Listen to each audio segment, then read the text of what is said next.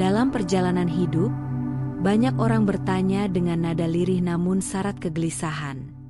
Apakah penderitaan anak adalah akibat karma orang tuanya?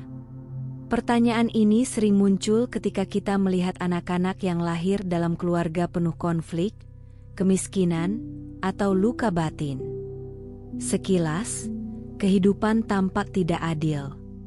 Namun ajaran Buddha mengajak kita melihat lebih dalam, melampaui penilaian permukaan. Buddha menyadari bahwa karma sejatinya bersifat pribadi dan individual. Setiap makhluk adalah pemilik dari perbuatannya sendiri, pikiran, ucapan, dan tindakan. Karma buruk orang tua tidak otomatis mengalir atau diwariskan menjadi karma anak, sebagaimana hutang materi yang bisa diturunkan. Anak tidak menanggung dosa orang tuanya. Hukum karma bekerja dengan ketelitian yang halus dan adil, jauh dari konsep hukuman turun-temurun. Namun demikian, ajaran Buddha juga tidak menutup mata terhadap kenyataan bahwa anak dapat mengalami penderitaan akibat perbuatan orang tua. Hal ini bukan karena karma orang tua berpindah, melainkan karena adanya jodoh karma lampau, karma bersama, yang mempertemukan makhluk dalam satu keluarga dan satu kondisi kehidupan tertentu. Dengan memahami hal ini, kita diajak keluar dari dua ekstrim, menyalahkan orang tua sepenuhnya, atau merasa hidup telah ditentukan tanpa harapan. Buddha menunjukkan jalan tengah yang penuh kebijaksanaan, memahami sebab akibat dengan jernih, lalu menumbuhkan tanggung jawab dan welas asih. Mari telusuri ajaran Dharma yang sangat berharga ini, dan tanpa berlama-lama ayo langsung saja kita mulai. Sifat sejati hukum karma. Pertama, hukum karma bersifat pribadi. Buddha menegaskan dengan sangat jelas bahwa setiap makhluk adalah pewaris dari karmanya sendiri. Apa yang kita alami hari ini bukanlah hasil dari kehendak orang lain, melainkan buah dari rangkaian sebab dan kondisi yang pernah kita tanam. Pikiran yang sering dipelihara, ucapan yang berulang kali diucapkan, dan perbuatan yang terus dilakukan, itulah benih karma yang perlahan tumbuh dan berbuah pada waktunya. Karena itu, dalam pandangan Buddha, seorang anak tidak memikul karma orang tuanya secara langsung. Tidak ada hukum kosmis yang bersifat kejam dan buta, yang berkata, karena ayah atau ibumu berbuat jahat, engkau harus menanggung penderitaan. Hukum karma bekerja dengan presisi batin yang halus, adil, dan personal. Setiap makhluk berdiri di atas jejak karmanya sendiri.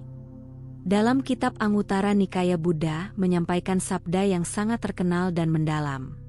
Makhluk-makhluk adalah pemilik dari karmanya sendiri, pewaris karmanya, lahir dari karmanya, terikat pada karmanya, dan berlindung pada karmanya. Karma apapun yang ia perbuat, baik atau buruk, itulah yang akan menjadi warisannya. Kutipan ini menegaskan dengan jernih bahwa kehidupan seseorang tidak ditentukan oleh dosa atau kesalahan orang lain, melainkan oleh perbuatan batinnya sendiri. Sabda ini bukan untuk menakut-nakuti, melainkan untuk menyadarkan dan membebaskan.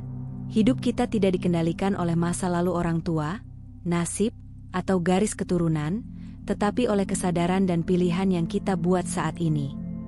Pemahaman ini penting karena banyak penderitaan manusia lahir dari kesalahpahaman. Ada anak-anak yang tumbuh dengan keyakinan keliru bahwa hidup mereka rusak sejak awal, bahwa darah dan asal-usul telah mengutuk masa depan mereka. Dalam terang Dhamma, keyakinan seperti ini adalah beban batin yang tidak perlu. Buddha mengajarkan bahwa masa lalu memang memengaruhi, tetapi tidak pernah berkuasa mutlak. Hukum karma yang bersifat pribadi justru membuka ruang kebebasan batin. Ia mengatakan bahwa siapapun, apapun latar belakangnya, selalu memiliki kemungkinan untuk berubah. Seseorang yang lahir dari keluarga penuh luka, tetap bisa menumbuhkan kebijaksanaan. Seseorang yang besar dalam kegelapan tetap bisa menyalakan cahaya. Karma masa lalu bukan vonis, melainkan titik awal latihan. Lebih dalam lagi, ajaran ini mengajak kita berhenti mencari kambing hitam atas penderitaan hidup. Ketika kita terus menyalahkan orang tua, keadaan, atau nasib, batin kita terikat pada kemarahan dan keluhan. Namun saat kita memahami bahwa karma kita sedang dibentuk oleh apa yang kita lakukan sekarang, tanggung jawab berubah menjadi kekuatan, bukan beban. Disinilah ajaran Buddha menjadi sangat menyadarkan. Setiap detik kehidupan adalah ladang penanaman karma baru. Sekalipun masa lalu kelam, masa kini selalu terbuka. Dengan satu pikiran yang jernih, satu ucapan yang benar, dan satu tindakan yang penuh welas asih, arah hidup bisa bergeser perlahan. Anak tidak dikutuk oleh asal-usulnya, ia dibebaskan oleh kesadarannya sendiri.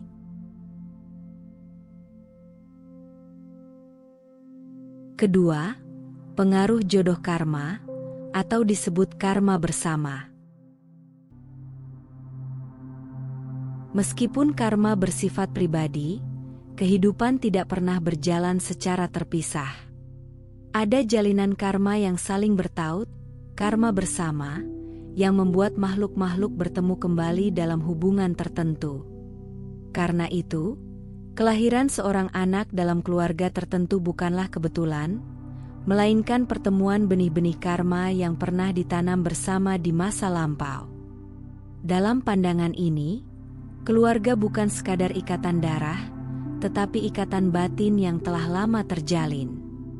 Bisa jadi ada hutang kebaikan yang ingin dibalas, ikatan kasih yang belum tuntas, atau bahkan luka lama yang menunggu untuk disembuhkan. Pertemuan sebagai orang tua dan anak adalah bentuk paling intim dari jodoh karma, dekat, intens, dan seringkali penuh ujian. Banyak orang keliru mengira kelahiran dalam keluarga sulit sebagai hukuman. Padahal, dalam kacamata Dhamma, itu adalah kesempatan. Kesempatan untuk belajar kesabaran, menumbuhkan kebijaksanaan, atau melunasi sebab-sebab lama yang belum selesai. Samsara mempertemukan kembali mereka yang pernah berjalan bersama, agar apa yang tertinggal dapat disadari dan dilepaskan. Jodoh karma juga menjelaskan mengapa hubungan orang tua dan anak bisa terasa sangat kompleks. Penuh cinta sekaligus luka, kedekatan sekaligus konflik. Ini bukan kegagalan, melainkan cermin dari perjalanan batin yang panjang. Kadang kita datang bukan untuk menikmati, tetapi untuk memahami. Bukan untuk dimanjakan, tetapi untuk matang secara batin.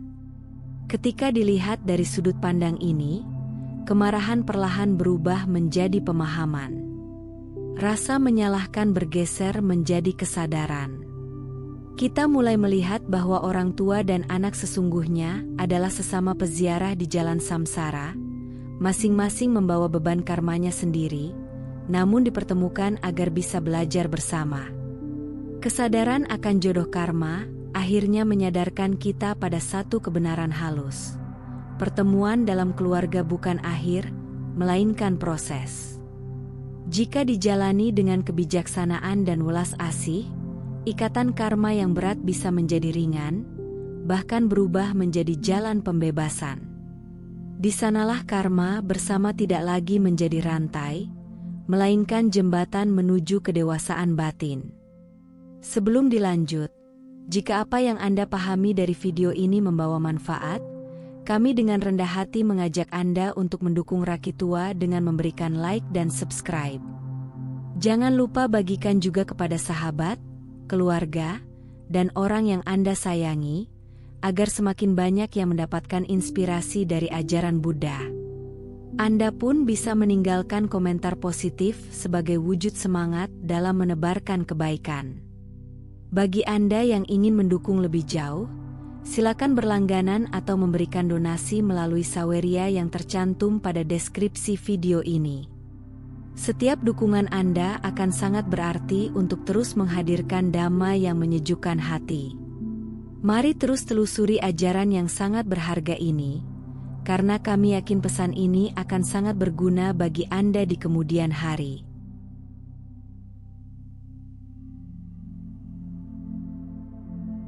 Ketiga, kondisi lingkungan dan dampak.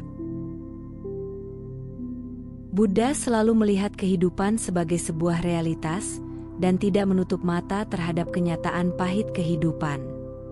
Karma buruk orang tua, seperti kecanduan, kemarahan, pengabaian, atau kekerasan, memang dapat menciptakan lingkungan yang penuh luka bagi anak. Lingkungan ini nyata, terasa, dan sering meninggalkan bekas mendalam dalam batin. Ajaran Buddha tidak menyangkal penderitaan ini, tetapi mengajak kita memahaminya dengan jernih dan adil. Namun penting disadari, penderitaan yang dialami anak bukanlah karma orang tua yang mengalir atau berpindah. Yang terjadi adalah anak menjumpai kondisi lingkungan tertentu sesuai dengan karmanya sendiri. Lingkungan adalah kondisi pendukung, bukan sebab utama. Hukum karma tetap bekerja secara personal, tetapi ia berbuah melalui situasi yang memungkinkan, termasuk keluarga dan pola asuh. Buddha sering menggunakan perumpamaan benih dan tanah. Benih yang sama bisa tumbuh berbeda tergantung tanah, air, dan cahaya. Lingkungan memang memengaruhi arah pertumbuhan, tetapi ia tidak sepenuhnya menentukan hakikat pohon. Seorang anak yang tumbuh di lingkungan keras bisa menjadi pribadi penuh amarah. Namun ia juga bisa tumbuh menjadi pribadi yang lembut dan penuh welas asih, justru karena memahami penderitaan sejak dini. Perumpamaan lain, seperti seseorang yang lahir di tepi sungai deras. Arus airnya kuat, berisik, dan kadang menyeret apa saja yang lengah. Lingkungan sungai itu memang memengaruhi cara orang tersebut berjalan dan bertahan, namun tidak menentukan kemana ia akan pergi. Ia masih bisa belajar menyeberang dengan hati-hati, membangun rakit, atau suatu hari memilih berjalan menjauh dari arus. Demikian pula kehidupan. Lingkungan keluarga bisa menyeret batin bila tidak sadar, tetapi dengan kebijaksanaan dan kewaspadaan, seseorang dapat berdiri tegak, memilih arah, dan tidak membiarkan arus masa lalu menentukan tujuan hidupnya. Disinilah kebijaksanaan Dhamma mengajarkan pembedaan yang sangat halus antara sebab batin dan kondisi luar. Sebab batin adalah kecenderungan karma yang kita bawa, kondisi luar adalah panggung tempat karma itu berbuah. Lingkungan bisa melukai batin, tetapi tidak memiliki kuasa mutlak atas pilihan sadar yang kita ambil kemudian hari. Bila kita tidak memahami hal ini, kita mudah terjebak dalam keyakinan fatalistik. Aku rusak karena keluargaku. Keyakinan seperti ini diam-diam memperpanjang penderitaan. Buddha justru mengajak kita melihat bahwa meski kita tidak memilih tempat lahir, kita selalu memiliki ruang untuk memilih bagaimana meresponsnya. Respons inilah yang sedang membentuk karma baru. Kesadaran ini sangat menyadarkan dan membebaskan. Ia tidak meniadakan luka masa lalu, tetapi juga tidak membiarkannya menguasai masa depan. Lingkungan mungkin menjadi awal cerita, namun bukan penutupnya. Ketika seseorang mulai hidup dengan kesadaran, kebijaksanaan, dan welas asih, ia membuktikan satu kebenaran Dhamma. Lingkungan bisa membentuk pengalaman, tetapi batin yang sadar mampu menentukan arah hidup. Keempat, penyucian karma. Penyucian karma tidak berarti menghapus masa lalu, melainkan mengubah cara masa lalu berbuah. Ketika seseorang mulai menanam kebajikan melalui perbuatan baik, ucapan yang benar, dan pikiran yang bersih, benih-benih lama yang berat perlahan kehilangan kekuatannya. Karma baik yang terus ditanam akan menjadi penyeimbang, bahkan pelindung, bagi kehidupan saat ini dan masa depan. Ajaran Buddha membawa kabar yang menenangkan sekaligus membangkitkan harapan. Karma bukanlah takdir yang membeku dan tak bisa diubah. Karma adalah proses yang hidup. Ia bergerak, bertumbuh, dan dapat diarahkan. Apapun latar belakang seseorang, termasuk anak yang lahir dari keluarga penuh luka, selalu ada jalan untuk menyucikan dan mengubah arah kehidupannya. Latihan batin memegang peranan penting dalam proses ini. Dengan kesadaran, sati, seseorang belajar melihat penderitaan tanpa larut di dalamnya. Ia tidak lagi bereaksi secara otomatis dengan amarah, dendam, atau kebencian. Setiap kali batin mampu berhenti sejenak dan memilih respon yang lebih bijaksana, disitulah karma lama mulai dilemahkan. Buddha juga mengajarkan pentingnya melimpahkan jasa kebajikan. Ketika kebajikan dilakukan dengan niat tulus dan kemudian dibagikan kepada semua makhluk, batin menjadi luas dan ringan. Pelimpahan jasa bukan sekadar ritual, melainkan latihan melepas keakuan dan menumbuhkan welas asih. Dari batin yang luas inilah, karma baik mengalir semakin kuat. Salah satu kunci penyucian karma yang paling dalam adalah tidak membalas keburukan dengan kebencian. Ini bukan hal mudah, tetapi sangat transformatif. Ketika seseorang berhenti membalas luka dengan luka, rantai sebab akibat penderitaan terputus. Di titik inilah karma lama tidak lagi menemukan kondisi untuk berbuah. Penyucian karma juga berarti berani bertanggung jawab atas hidup sendiri tanpa menyalahkan masa lalu. Bukan untuk membenarkan penderitaan, tetapi untuk tidak terus terikat padanya. Saat seseorang berkata dalam batinnya, "Mulai saat ini, aku memilih jalan sadar," maka sejak itulah karma baru sedang ditulis. Inilah kekuatan sejati Dhamma. Ia tidak berhenti pada penjelasan mengapa kita menderita, tetapi menuntun langkah demi langkah menuju kebebasan. Dari luka yang dalam bisa lahir welas asih yang tulus. Dari masa lalu yang gelap dapat tumbuh cahaya kebijaksanaan. Dan dari kesadaran saat inilah, karma perlahan disucikan, hidup pun menemukan arah yang lebih terang. Singkatnya, lingkungan hidup anak memang sangat dipengaruhi oleh orang tua. Namun pengaruh itu bukanlah karma yang diwariskan, melainkan kondisi yang dihadapi. Karma individu tetap sepenuhnya ditentukan oleh perbuatan diri sendiri, di masa lalu, kini, dan yang sedang dibentuk saat ini. Pemahaman ini mengajak kita berhenti menyalahkan dan mulai memahami. Anak tidak perlu hidup dalam kemarahan kepada orang tua, dan orang tua tidak perlu tenggelam dalam rasa bersalah yang melumpuhkan. Kesadaran akan hukum karma justru menumbuhkan tanggung jawab yang lembut dan welas asih yang dalam.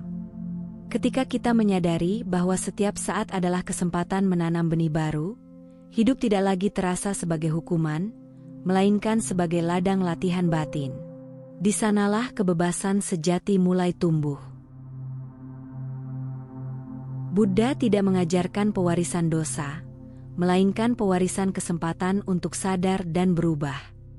Tidak ada makhluk yang sepenuhnya terikat oleh masa lalu orang lain. Bagi anak, ajaran ini adalah undangan untuk berdiri tegak sebagai pribadi yang utuh, tidak didefinisikan oleh luka keluarga. Bagi orang tua, ini adalah panggilan untuk menyadari bahwa setiap perbuatan bukan hanya membentuk diri sendiri, tetapi juga lingkungan tempat benih lain tumbuh. Dalam keheningan batin, kita dapat melihat bahwa samsara bukanlah lingkaran hukuman, melainkan sekolah kebijaksanaan. Setiap pertemuan, setiap keluarga, setiap luka, semuanya adalah pelajaran. Dan ketika pelajaran itu dipahami dengan hati yang jernih, karma tidak lagi terasa sebagai beban misterius, melainkan sebagai hukum kasih yang mengajarkan. Apa yang kita tanam dengan sadar, itulah yang perlahan akan membebaskan kita. Jika video ini bermanfaat, jangan lupa dukung kami dengan cara berikan like dan subscribe, bagikan kepada teman dan orang yang kamu sayangi, dan jangan lupa tinggalkan komentar yang positif. Anda juga bisa berlangganan untuk mendukung kami, atau berdonasi melalui saweria yang tercantum pada deskripsi video ini. Cukup sampai di sini dulu video kali ini. Mari bersama Rakit Tua, membina diri di jalan Buddha dan semoga semua makhluk hidup berbahagia.